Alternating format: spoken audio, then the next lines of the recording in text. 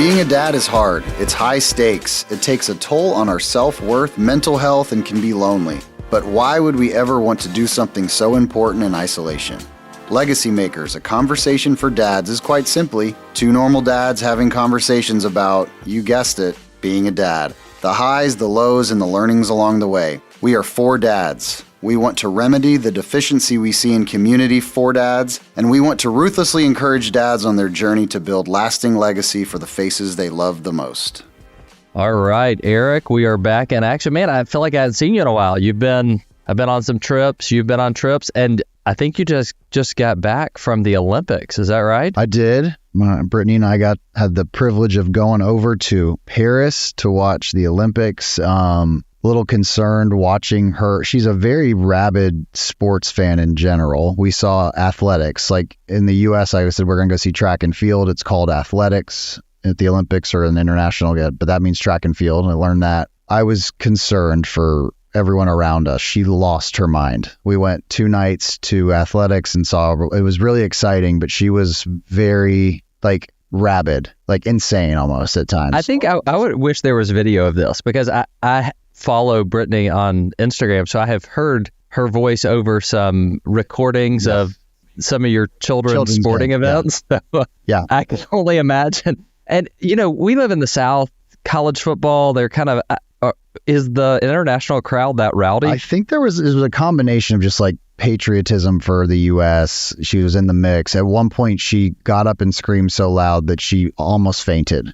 Saw stars, almost fell down. I caught her. And I was like, you just sit down. But no, she was definitely MVP. We had a great time. But, it was funny when we were over there, I was reflecting on our flight back on just some of what we got to see and witness and just the parallels of sports in general. But some of the things I got to see and I was almost thinking about how closely it's aligned to the journey of being a dad. There was a couple really cool moments from our couple days watching events and it just kind of hit me on urgency and some of those other things. I thought we'll stay in the Olympic in the theme here and go into it. All right, let's do an Olympic themed episode. Here we go. I would love to hear what you learned about being a dad or what became clear to you based on time at the Olympics. Yeah, I don't know. So there's a couple, I'll frame it up. The first thing that we saw this situation, it was the high jump. It was the men's high jump, but I got their names written down because I don't want to mess them up. I did see one video that went viral from the high jump, I think. That was pole vault. That was pole vault. Not that one. This was a high jump. Yes, I saw that video too. All right, so let me set the stage. Guy's name is, I'm sure he's listening, Amish Kerr from New Zealand, and Shelby McEwen from USA. So essentially what happened was the final, you got 8 or 10 guys in the men's side and they're all going and they're jumping and they're raising, right? So you're down to 2. They get to the tippity top and both of them miss, right? But there's 2 left. Everyone has been bounced out. So there's a moment where they make a choice. Do we get 2, do each of you get a gold medal? And then there's a bronze and I guess it's happened before, or do you do a jump off? You go back. And I'm like, I couldn't imagine myself being in that situation. You want a gold medal, but it felt for a minute there was going to be 2 gold medals. And all of a sudden, Shelby McEwen from the US, I don't know for this to be true, but from our vantage point, it looked like he was adamant, shaking his head, no, and then next thing you know, they had a jump off. Well, unfortunately, he got silver. The other guy won. But as I saw that, I loved assuming that's how it played out, I loved this kind of notion of look, there's one, you win or you lose, right? We've talked about that as a lesson, right? And for me, I'm thinking, you go through your whole life, I'm a gold medalist and there's a little asterisk, but there's also another person at the same Olympics that got a gold. So who is really the one? And this kind of notion of you're not always going to win everything. You're going to have some losses, but you got to have urgency. You got to put it all on the line. And I think about that as a dad sometimes. I can look at conversations I've had with my kids or situations where I didn't maybe show up the right way, but know that and do better the next time. But there's no we'll both get a gold. Tell the kids all the time, you win or you lose. And if you lost, how do you get better? And so I thought it was admirable that on that stage, and it might have been the other guy, but from my vantage point, it looked like Shelby was adamant, no, we must do a jump off. Let's solve this. Let's figure this out. And he ended up not winning. But to me, there's honor in that. So that was one of the really cool moments for me watching athletics at the Paris Games. I like the way you framed it up at the end where you said you either win or you lose. But if you lose, you make the commitment to get better. Like you get another shot at it. Now, I know you only get one shot here at the Olympics, but just that idea that, part of what we're talking about being a dad is about putting in the effort. But at the end of the day, we've got to be able to measure, are we succeeding or are we failing? And if we're just trying hard, but we're not doing what we're supposed to do, people don't remember second place, except maybe this guy. I'll remember him. I think like when I think about what made him decide I'm going to go, like, I don't want to just take a gold, right? I want to solve, like, he was prepared, right? He had obviously done the preparation knowing that, look, I can still win this thing. It took, in my opinion, like a huge amount of courage to go do that, right? Like, again, you have a gold medal. All you have to do is shake someone's hand and you're an Olympian gold medalist for the rest of your time, and confidence. And so I think about as a dad, more often than not, if you show up as prepared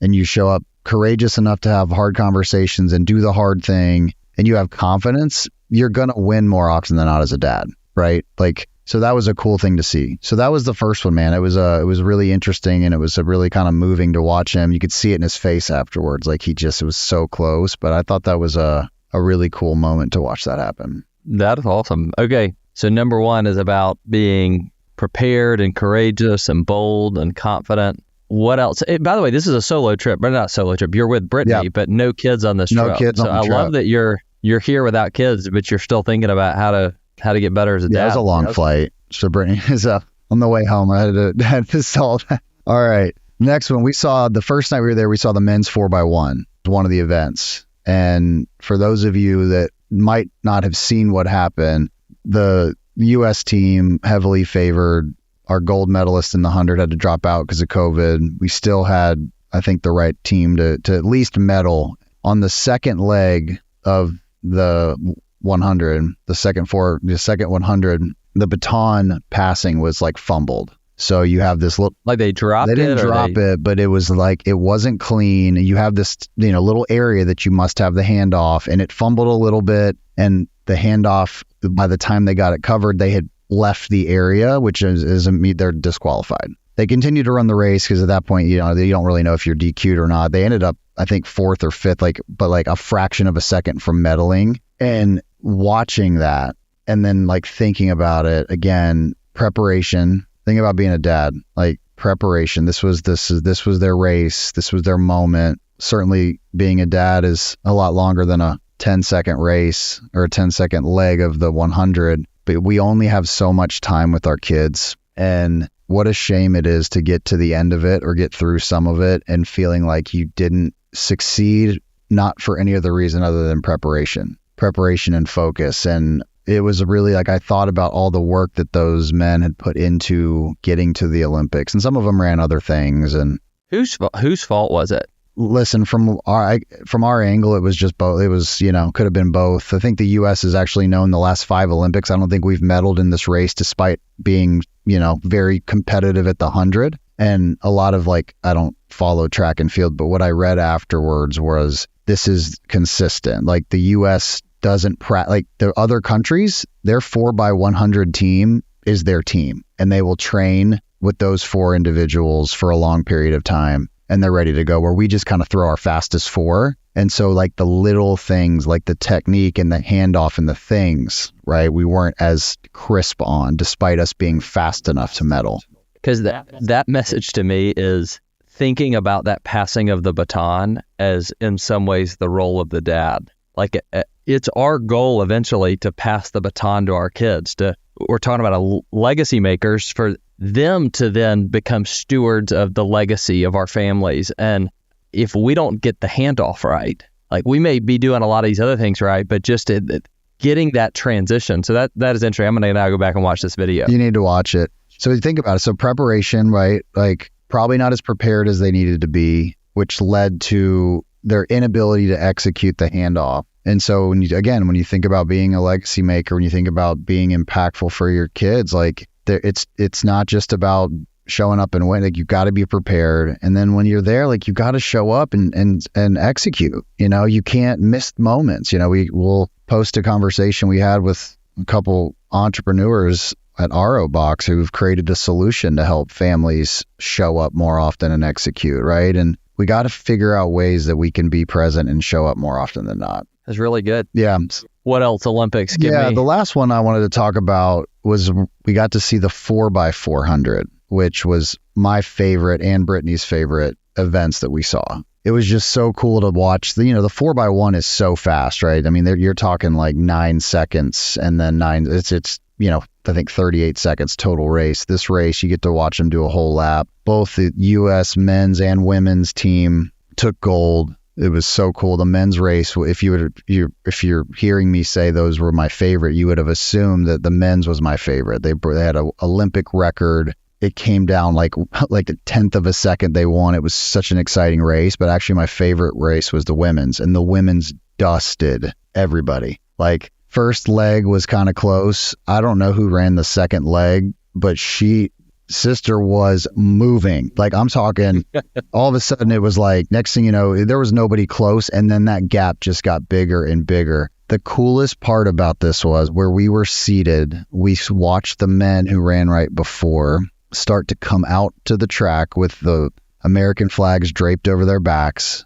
and we were right at the last kind of straightaway before the finish line. So the 4 men walked out, and they saw right as the third person started, and our widened. Then the fourth person goes, and instead of walking over to the podium, these men just huddled and were watching the women, and they were jumping around like little 7-year-old school children getting ready to see Santa Claus. They were so excited, hooting, hollering, jumping, arms around each other, screaming with pride and excitement. And as soon as the fourth woman crossed the line and we officially won, which I think they won by like 10, it was insane, the win that they had. Watching just like the jubilation from certainly the women on the team, but these men, like the men's team was so proud. And I just go back to like this, we talk about it almost every episode about the important role we play as dads and men in community to be encouragers in all the roles. And it was just a huge reminder of that.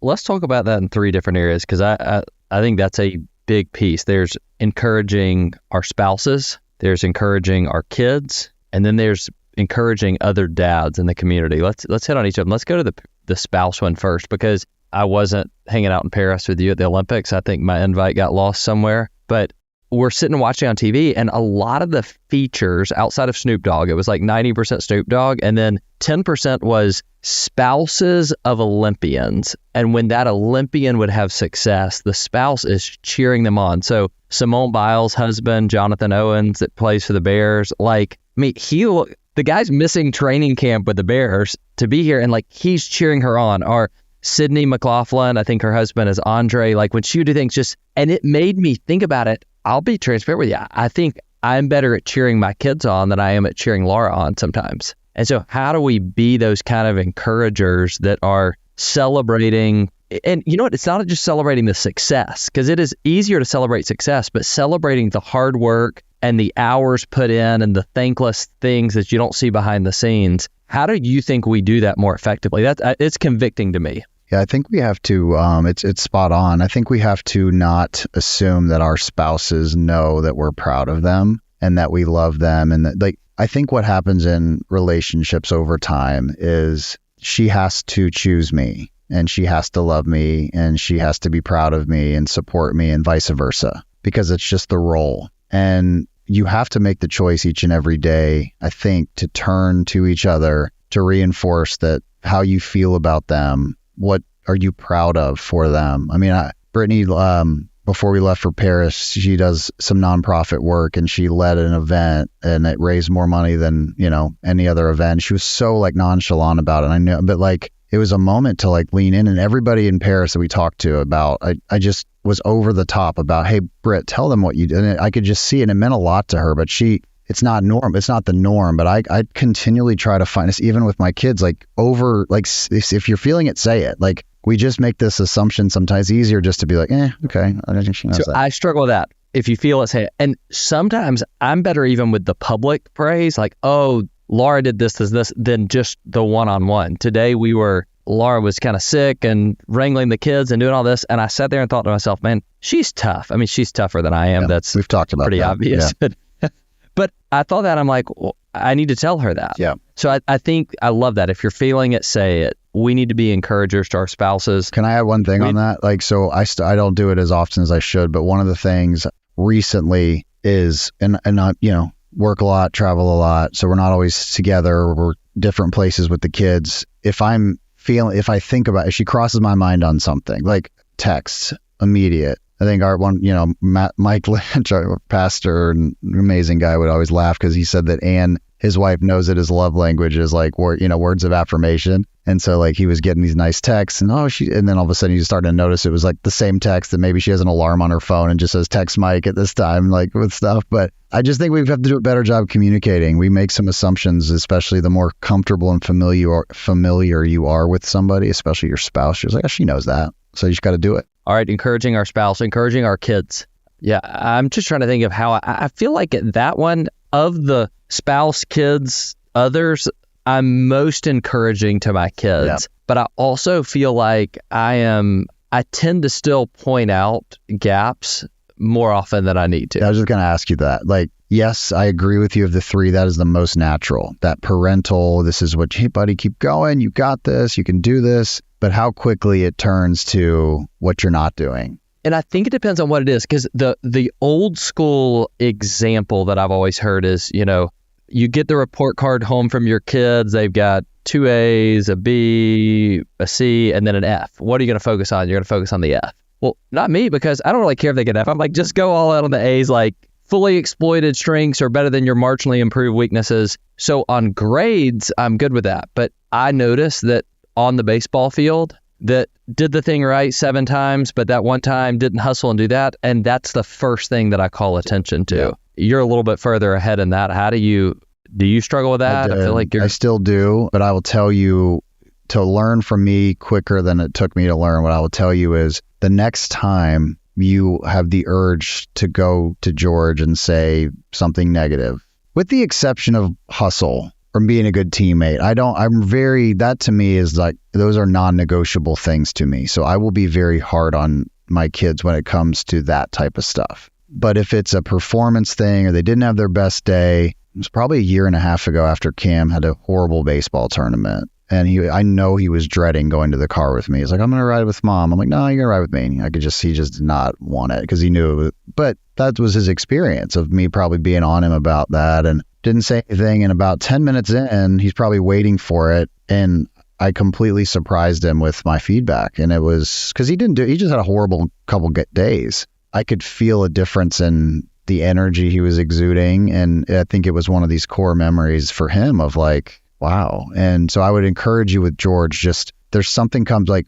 find something else. Hey, you were a great teammate. Or, man, it's all right. You had a bad day, but my goodness, you did so well here. I noticed you on the fence cheering for your teammates. So I've been really trying to do that, with the exception of the stuff about being a good teammate and leader. I get frustrated, but they need it, man. They need to know that you love them, and no matter what. Again, sometimes we assume as dads they know that, but man, they need to hear it.